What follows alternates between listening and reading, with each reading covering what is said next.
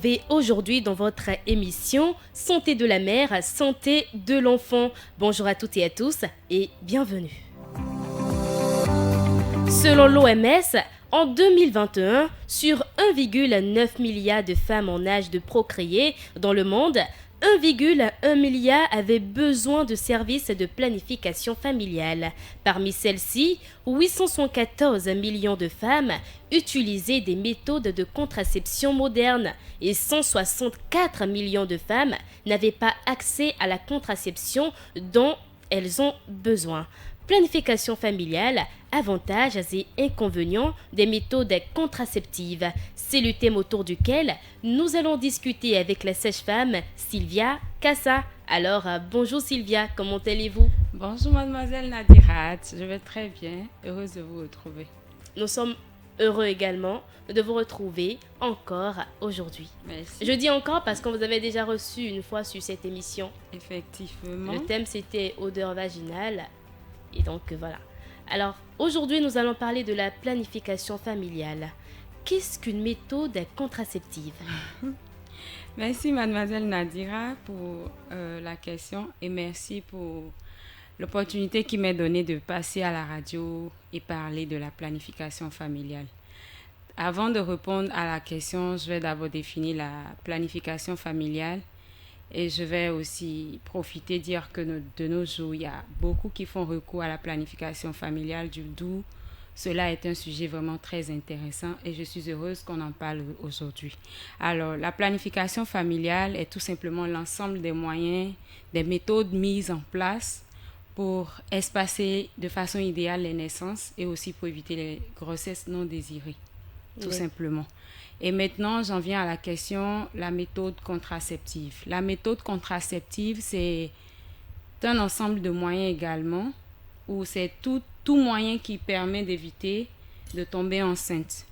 Et je vais mieux définir cela en disant que la méthode contraceptive est une méthode visant à éviter, ou toute méthode visant à éviter de façon réversible et temporaire la fécondation d'un ovule par un spermatozoïde ou s'il y a fécondation, l'anidation de l'œuf fécondé.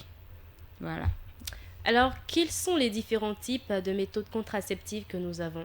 Nous avons plusieurs types de méthodes. Nous avons les méthodes naturelles, les méthodes de contraception naturelles, les méthodes hormonales, progestatives et même chirurgicales. Alors, quand on parle de méthodes naturelles, on parle de la méthode MAMA, de la méthode du calendrier, du collier, de la glaise cervicale et de la température.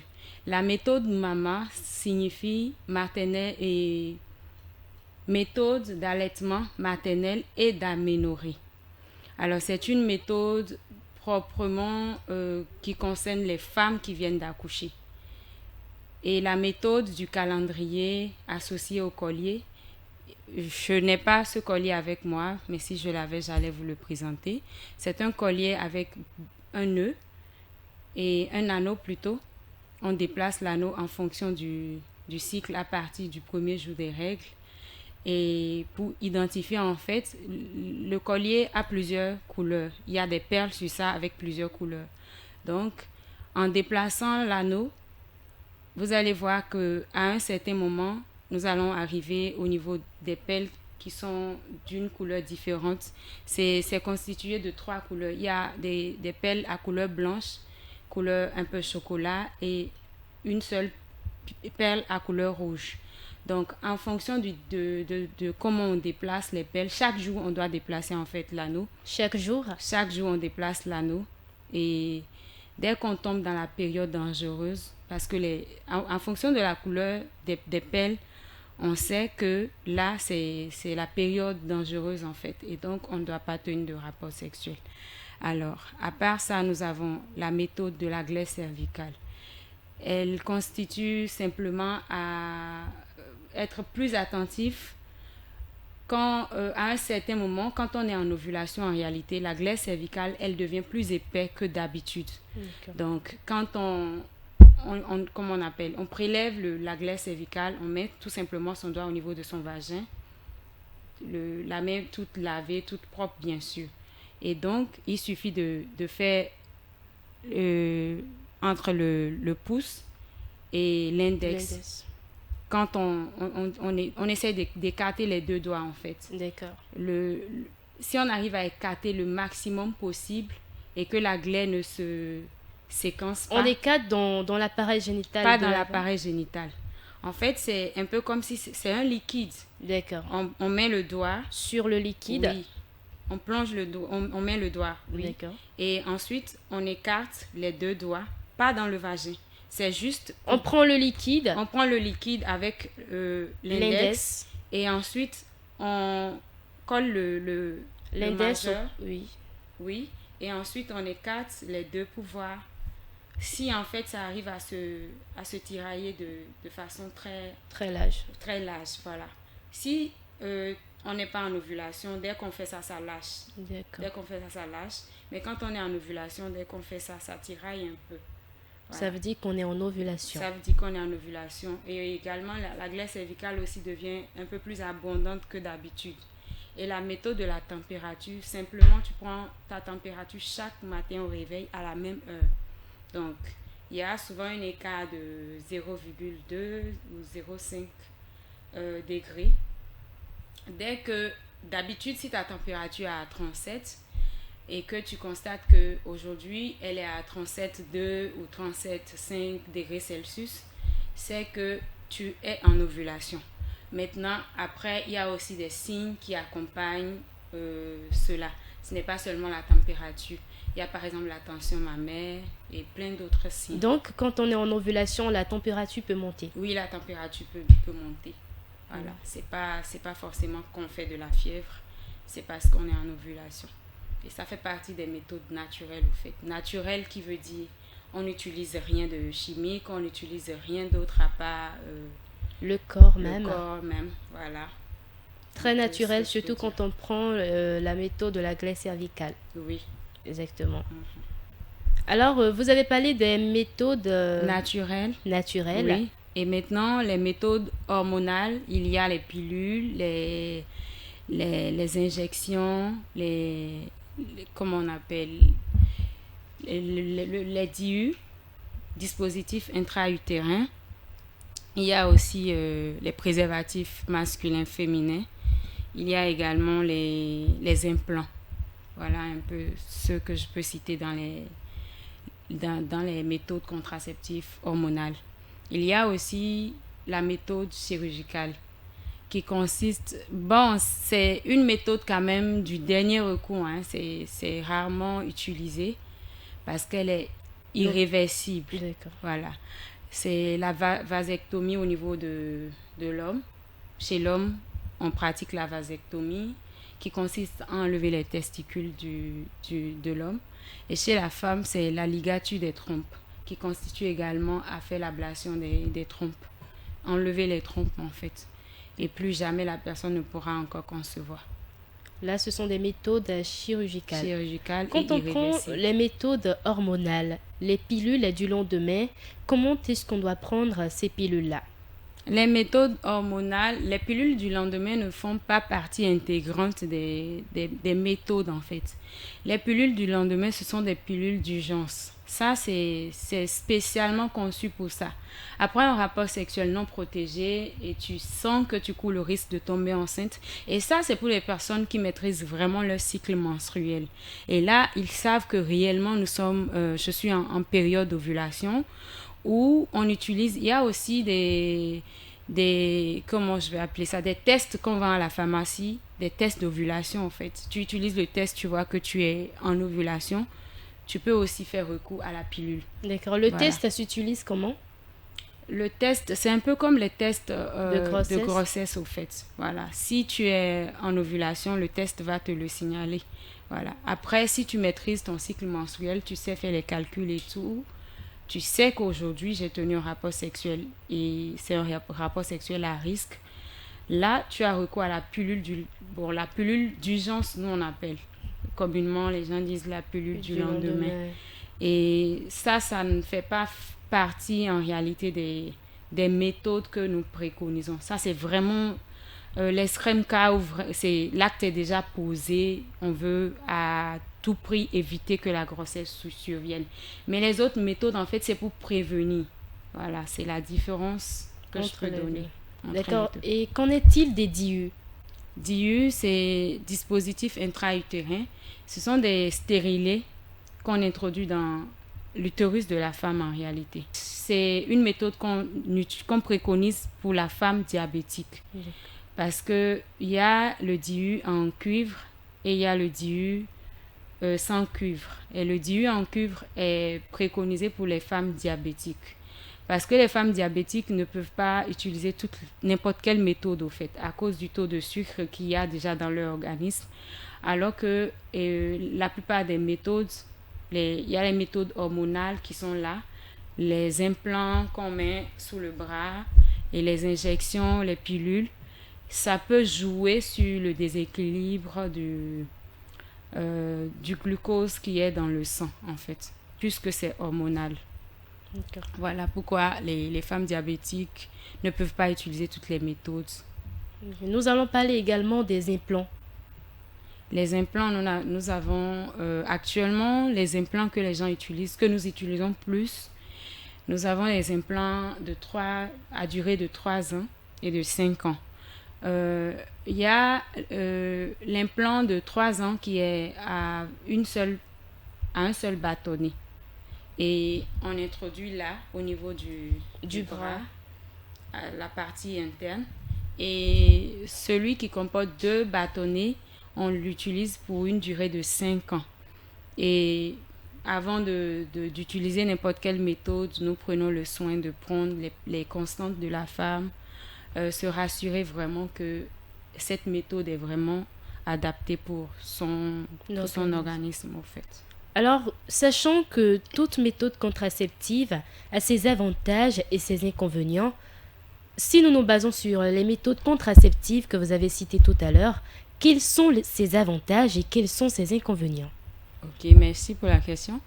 Les méthodes contraceptives ont beaucoup d'avantages, contrairement à ce que les gens pensent, contrairement à ce que les gens racontent au dehors. Les méthodes contraceptives sont d'abord, la première intention, c'est d'espacer vraiment les naissances. Je ne pense pas qu'une femme qui tombe enceinte chaque 6 mois ou chaque 3 mois, parce que c'est possible, hein, on reçoit en consultation des femmes qui viennent d'accoucher il y a 2 mois, 3 mois, qui sont déjà à nouveau enceintes. Et c'est déjà le premier avantage qu'il y a dans les méthodes de contraception en fait, parce que ça va lui permettre d'avoir un contrôle sur son corps en fait. Elle ne va pas tomber enceinte n'importe comment ou n'importe quand. Ça permet de définir vraiment l'âge, comment on appelle, l'écart entre les enfants en fait. Si tu désires faire tes enfants chaque 2 ans ou chaque 3 ans, c'est déjà un avantage au fait de savoir que on ne court pas le risque de tomber enceinte n'importe comment. Parce que si tu tombes enceinte, par exemple, après 6 mois de ton accouchement, que ça soit, par exemple, un avortement, on donne minimum 6 mois pour retomber enceinte. Parce que l'utérus a besoin de reprendre, en fait, son activité normale, sa fonction normale. Et au niveau des accouchements, nous donnons 2 ans minimum. 2 ans, intervalle 2 ans, 5 ans. Après 5 ans aussi, c'est pas bien parce qu'il y a aussi des risques qui sont là.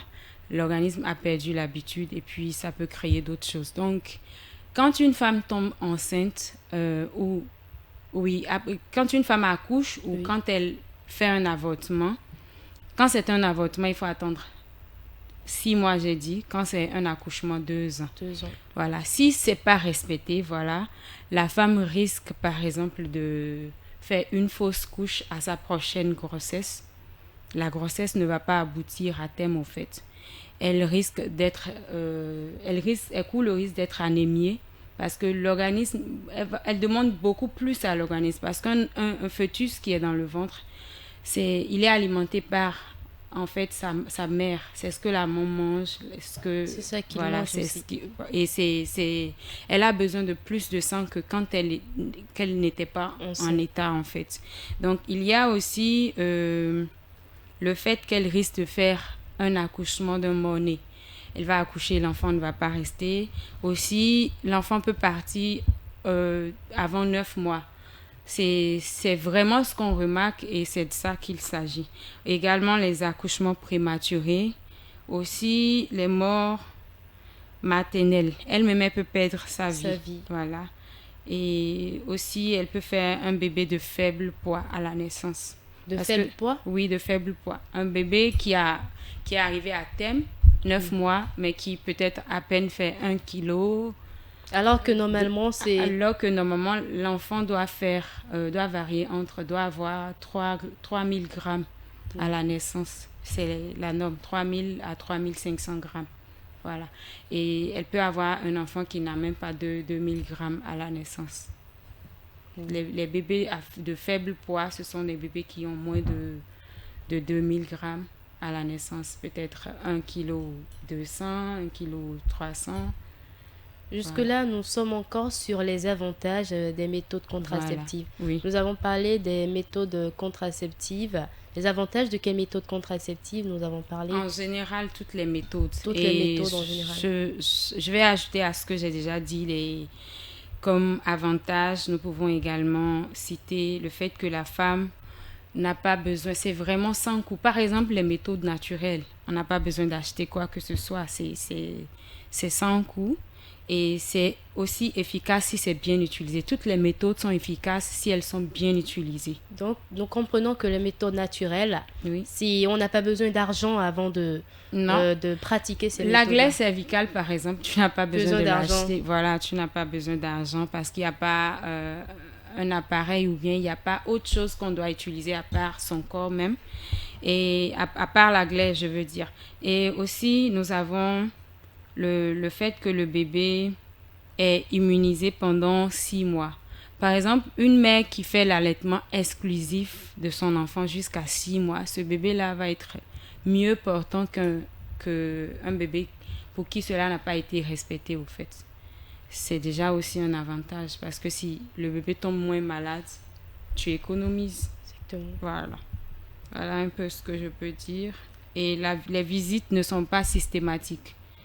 Il suffit, après ton accouchement, on t'explique. Tu n'as pas besoin de revenir pour dire je saigne beaucoup ou voilà les effets secondaires en fait. C'est vraiment comment je vais dire ça. On n'a pas besoin de passer chaque 3 mois par exemple à l'hôpital parce qu'il y a des méthodes où quand c'est ça tu utilises chaque 3 mois tu reviens à l'hôpital. Exemple le Sayana Press, le dépôt. C'est une injection, ce sont les contraceptifs injectables. Et moi, je ne vais pas parler d'inconvénients, mais plutôt d'effets secondaires. Parce qu'il n'y a vraiment pas en réalité d'inconvénients. À vrai dire, à utiliser une méthode, c'est peut-être les inconvénients. Les effets secondaires. Et comme effet secondaire, on peut avoir les saignements trop abondants, où on peut réguler 2 fois dans le même mois. Et ça se règle. Quand c'est comme ça, vous revenez tout simplement nous voir. Et nous allons peut-être vous changer de méthode. Ou on peut également, il y a des médicaments aussi appropriés pour ça, pour régulariser le cycle, pour que les choses redeviennent normales. Et également, comme effet secondaire, nous pouvons avoir les tensions mammaires. Parce que souvent, ça donne un peu les mêmes signes que les signes sympathiques de la grossesse. Au début d'une grossesse, on a les nausées. On peut également retrouver, vu que c'est un truc hormonal, ça agit sur les hormones. Donc, il peut y avoir cela comme effet secondaire. On peut également noter les céphalées, les maux de tête. Aussi, les œdèmes au niveau des membres inférieurs. Parce que les hormones chez d'autres personnes, surtout une personne qui consommait déjà beaucoup de sel, on peut assister à ça en fait. Voilà un peu. Est-ce que le fait de pratiquer des méthodes contraceptives, ça peut permettre à la femme de prendre du poids? Oui, bien sûr. Ça fait partie des effets secondaires. D'accord. Voilà. Toutefois, c'est drôle, hein. Il y a des femmes qui viennent parce que elles se trouvent trop minces. Donc, elles mettent les méthodes, elles pratiquent, c'est ça? Bon, ça, c'est vraiment quelques cas et c'est des personnes qui sont complexées, par exemple, souvent par leur corpulence. Ah, j'ai appris que telle méthode fait grossir, ma camarade a fait la grossir, je veux grossir aussi, je veux la méthode. Et quand c'est comme ça, on lui explique qu'on ne le fait pas parce que, genre, on vient pas dire je veux grossir, donc je veux la méthode que l'autre a fait pour grossir. La belle preuve, elle peut faire cette méthode-là et ça va être le contraire parce que si tu perds, Elles si vont tu encore saignes, maigrir plus, par oui, exemple. si elle saigne par exemple 2-3 fois le même mois, elle va maigrir. Voilà. Et donc on prend le soin de leur expliquer que le premier objectif pour une méthode, ce n'est pas de prendre du poids ou de diminuer. Voilà, donc On comprend c'est un aussi peu que ça. chaque méthode contraceptive dépend de chaque organisme. C'est exactement ça. Parce que la méthode que toi, Nadira, tu as utilisée peut ne pas être adaptée pour moi. Nous n'avons pas le même organisme. Nous n'avons pas le même poids. Nous n'avons vraiment pas le même organisme. Parce que souvent, il y a des femmes qui, quand la tension, par exemple, est déjà élevée naturellement, elle ne peut pas utiliser la même méthode qu'une femme qui a sa tension artérielle normale. Une femme diabétique ne peut pas utiliser la même méthode qu'une femme non diabétique, par exemple. Voilà. Donc, d'où la question de vraiment faire très attention dans le choix des méthodes, en fait. Et nous sommes là pour les accompagner pour ça. Pour les personnes qui ne souhaitent pas utiliser les méthodes contraceptives hormonales, quelle alternative efficace recommandez-vous? Les méthodes naturelles Tout simplement. et le préservatif aussi, les méthodes de barrière, le préservatif masculin ou féminin, tout simplement. Alors, est-ce qu'on peut utiliser deux méthodes contraceptives à la fois? Bien sûr, et c'est d'ailleurs conseillé dans certains cas. La méthode de barrière, par exemple le préservatif, est une méthode et n'importe quelle autre méthode. Parce qu'en fait, quand on utilise une méthode de contraception, par exemple le Norplan ou le DIU, ça n'exclut pas que on va pas tomber enceinte, mais ça n'exclut pas qu'on peut avoir les IST et autres. Alors que le préservatif, par exemple, il a double protection. Tu ne vas pas tomber enceinte et tu ne cours pas le risque d'être infecté aussi par une maladie sexuellement transmissible. Donc, tu peux très bien, franchement, c'est d'ailleurs conseillé chez les jeunes femmes, les jeunes filles qui ont peut-être plusieurs partenaires. Qu'on le veuille ou pas, il y en a qui ont plusieurs partenaires. Donc, au lieu d'utiliser, ça ne protège pas contre les infections. Ça protège juste contre les grossesses. Donc, si tu as ta méthode, par exemple, tu fais tes injections de 3 mois, ou tu es sous Norplan de 3 ans, 5 ans, ou DIU carrément aussi, tu utilises ta méthode, tu es sous ta méthode, mais n'empêche que tu utilises le préservatif quand tu n'es pas sûr de ton partenaire, au fait. Voilà, parce que ça te protège contre les infections. Donc, on peut utiliser les deux ensemble. D'accord. Quel conseil donneriez-vous à quelqu'un qui envisage de commencer une méthode contraceptive pour la première fois?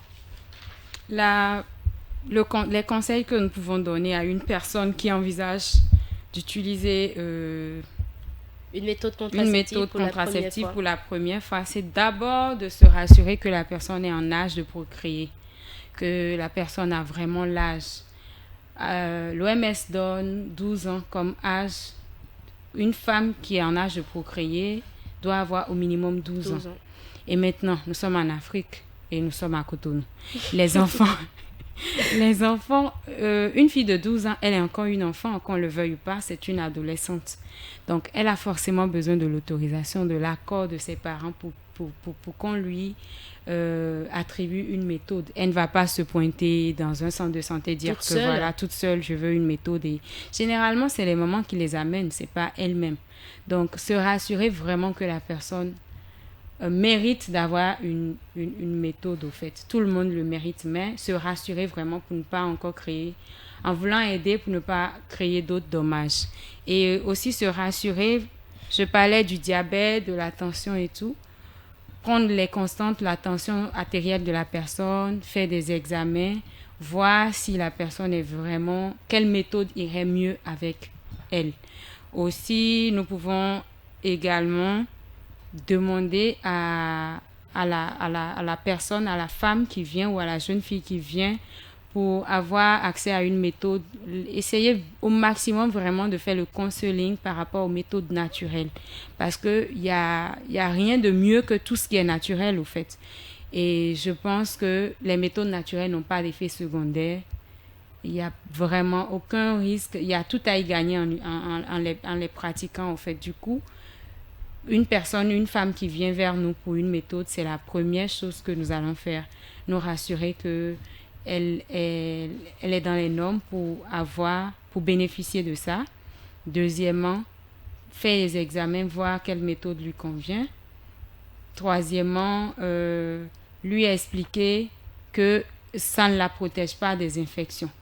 Donc, ce n'est pas vraiment l'occasion pour la personne maintenant de commencer par aller de garçon en garçon et tout. Et comment les facteurs tels que l'âge, la santé et le mode de vie d'une personne influencent-ils le choix de la méthode contraceptive la plus adaptée?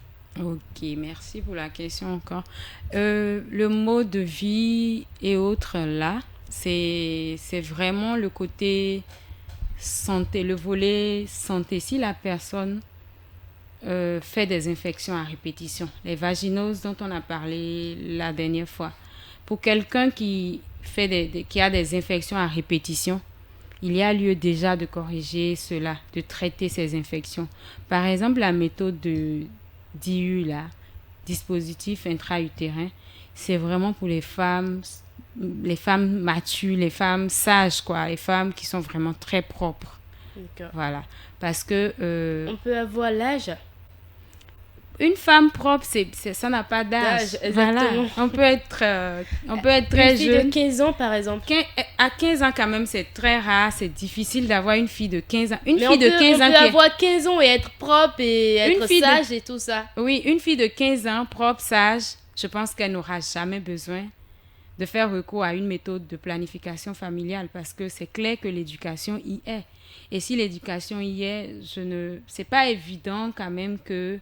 C'est pas pour dire que les autres sont gâtés, entre griffes, non. Mais c'est vraiment pour dire une fille qui a 15 ans, qui est propre, qui est sage, sûrement même elle sait calculer son cycle menstruel. Donc, elle n'aura pas besoin forcément d'une méthode hormonale ou progestative. Voilà. Elle va simplement utiliser sa méthode naturelle. Donc, je préfère pas donner d'âge pour ça. Une femme propre, c'est une femme propre. Il n'y a pas d'âge pour ça. Elle peut être... Une femme mature, c'est une femme mature. Voilà, ça n'a rien à voir avec l'âge, je pense. La maturité, ce n'est pas l'âge. Non, vous êtes d'accord? C'est dans la tête. Voilà. Du coup, je pense que c'est ce que je peux dire par rapport à ça. Donc, je parlais du DIU qui ne peut pas s'utiliser chez une femme qui a déjà des infections. Il faut déjà traiter l'infection avant de lui placer sa méthode. Voilà. Et une femme qui a déjà le diabète, on ne va pas lui mettre des implants, par exemple. Voilà. Et une femme qui a l'hypertension aussi, il y a des méthodes qu'on ne peut pas utiliser avec elle. Et chez les jeunes filles, nous préconisons toujours plus les pilules. Parce que les pilules, par exemple, ce n'est pas les pilules du lendemain dont tu parlais. Hein, c'est des pilules qu'on prend tous les jours à la même heure. Dès que ça finit, tous les jours à la même heure. Dès que ça finit, avant que ça ne finisse, tu dois revenir pour t'en approvisionner encore et encore et encore. Et tout le temps, tu dois utiliser la même chose. Voilà. Et comment pouvons-nous encourager une discussion ouverte et sans jugement sur la planification familiale dans notre société? D'accord. Je pense qu'actuellement, la planification familiale, c'est vraiment pas un secret pour quelqu'un. Hein. C'est vraiment plus un sujet tabou. C'est vraiment à nous, agents de santé, de faire notre travail. Quand l'opportunité se présente, même si la personne n'est pas là pour ça, qu'on essaye quand même de donner quelques informations enrichissantes sur la question de la planification familiale. Amener les gens, en fait, à comprendre tout ce qu'il y a à y gagner, quoi. Parce que y a des femmes, par exemple, qui viennent en consultation prénatale et tu commences déjà par leur demander, quand tu vas accoucher, tu as déjà une femme qui a peut-être déjà elle est à sa 8e grossesse, elle va avoir son 8e enfant. tu lui demandes, après cette grossesse, tu comptes encore tomber enceinte ou... Parce qu'on cause beaucoup avec elle. Elle va te dire que non, elle ne désire plus tomber enceinte, mais elle ne sait pas comment faire. Tu commences déjà par lui expliquer. Ou même, souvent, c'est des femmes qui n'ont pas pris le temps de réfléchir à ça. Je ne veux pas tomber enceinte, mais bon, c'est pas vraiment un souci. C'est nous qui attirons leur attention sur la question.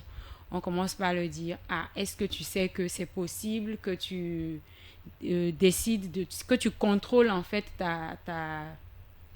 que tu décides de contrôler en fait tes naissances. Oui, les naissances qui vont venir encore, ou si tu ne veux même pas tomber enceinte, c'est possible en fait, nous pouvons t'aider pour ça. Et nous commençons maintenant par leur expliquer les différentes méthodes qu'il y a, les avantages et aussi les effets secondaires. C'est pas parce qu'une méthode est bonne pour un X qu'elle peut être bonne pour un Y. Donc, on prend le soin vraiment de leur expliquer ça. Et quand aussi nous recevons des femmes, même si c'est pas dans le cadre de la consultation, c'est pas dans le cadre d'une grossesse, nous profitons également pour en parler. Quand une femme vient en consultation souffrante ou qu'elle a aussi une infection au passage, quand on l'examine, on voit qu'il y a une infection qui est là, on profite également pour donner une sensibilisation sur les infections vaginales et aussi profiter parler des méthodes qu'il y a, le préservatif et les autres méthodes. Voilà. Nous sommes à la fin de cette émission. Sylvia Cassa, merci d'avoir accepté notre invitation. Qu'avez-vous à dire en guise de conclusion?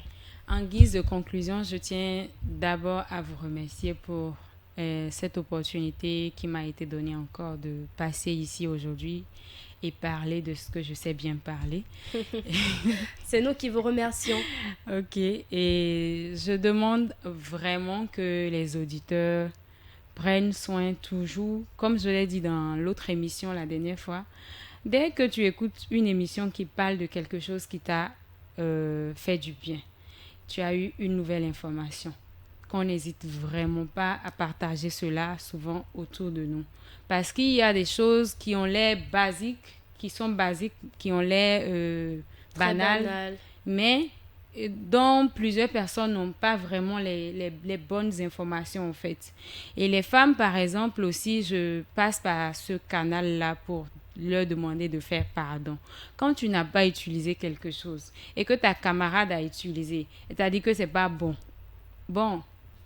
il faut au moins se vérifier parce que elle-même qui te dit que c'est pas bon là, peut-être que, j'imagine si c'est dans un autre domaine, où la personne est allée, on lui a donné de l'argent. Elle ne veut pas que tu ailles pour aussi en recevoir. Elle te dit que, quand je suis partie l'autre fois là, on ne m'a même pas calculé, je n'ai rien reçu. Alors qu'elle a reçu son argent, elle a empoché. Si tu ne pars pas pour vérifier, comment est-ce que tu vas savoir? Comment est-ce que, tu vas perdre pour rien, voilà. Et dans le cadre de ce sujet-là, une femme, par exemple, qui se refuse d'utiliser une méthode contraceptive et qui tombe enceinte 3 mois après son accouchement, qu'est-ce qu'elle va faire? Ce sont les mêmes personnes qui reviennent vers nous dire aidez-moi, je ne veux pas garder la grossesse. Mais en ce moment, on aurait très bien pu t'aider à éviter que cela arrive. Donc, qu'elles arrêtent d'écouter ce que leurs camarades disent, qu'elles arrêtent de faire les choses de bouche à oreille, de vraiment venir vers nous. Nous sommes disponibles 24 heures sur 24, souvent dans n'importe quel centre de santé, il y a toujours des gens là. Donc vous venez, toute chose c'est avec le respect. Vous venez avec respect vers quelqu'un pour lui demander des renseignements. Je ne pense pas que la personne va vous renvoyer ou mal vous parler parce qu'il y en a qui disent que les sages-femmes là, elles sont très sévères. Mais je pense que tout est question d'approche et aussi c'est un peu c'est pas que nous sommes méchantes. Le corps là, par exemple, tu imagines, tu fais une garde. L'accouchement, c'est quelque chose de délicat. Il y a la santé de la mère qui est là et de l'enfant également. Donc, je pense qu'on est trop sérieuse, mais on n'est pas sévère. Donc, souvent, qu'elle trouve la bonne manière de venir vers nous pour nous parler. Mais toujours est-il que, bien que c'est comme ça, je pense que nous faisons quand même l'effort de rester très courtoises et sympas avec les femmes qui viennent vers nous. Et aussi, ce que je vais ajouter, c'est demander aux jeunes sœurs de vraiment faire beaucoup attention parce que les avortements à répétition, tu pourrais ne plus jamais tomber enceinte de toute ta vie. Et le bonus de l'émission que je voudrais apporter, c'est l'IMC. Pour une femme qui veut utiliser n'importe quelle méthode, hormis les méthodes naturelles, si tu as ton IMC au-delà de 30 par exemple, je pense que c'est pas recommandé de l'utiliser. Voilà. Et je pense que c'est tout ce que j'avais à dire sur la question de la planification familiale aujourd'hui. Merci à vous. Je vous en prie.